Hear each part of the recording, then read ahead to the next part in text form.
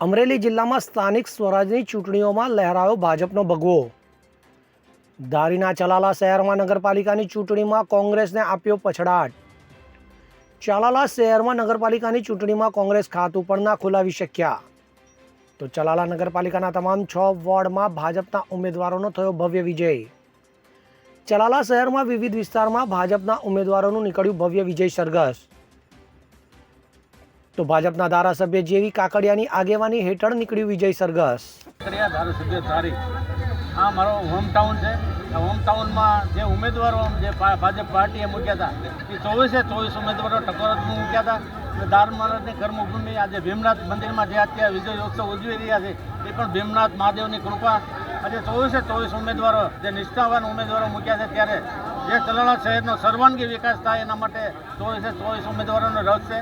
મહાવીર બાપુ પણ એની ઉપસ્થિતિમાં આ બોડીને જે હેન્ડલિંગ કરવાના છે, ચલાલાનો સર્વાંગી વિકાસ થાય એના માટે પ્રયાસો કરવાના છે। અને આજે અમારી જીત થઈ છે એ મોદી સાહેબની જીત છે, અમારી જીત નથી। આટલી ભવ્ય જીતની અપેક્ષા હતી?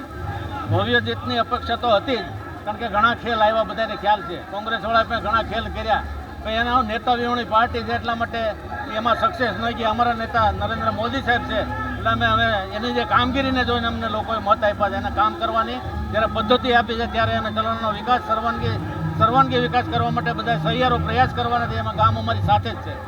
ચલાલાને કેવું બનાવવાનું સપનું છે? રળિયામણું બનાવવાનું સપનું છે અમારું। Bureau report CN24 news. હવે જુઓ દેશ દુનિયાની તમામ ખબરો તમારી આંગળીના ટેરવે।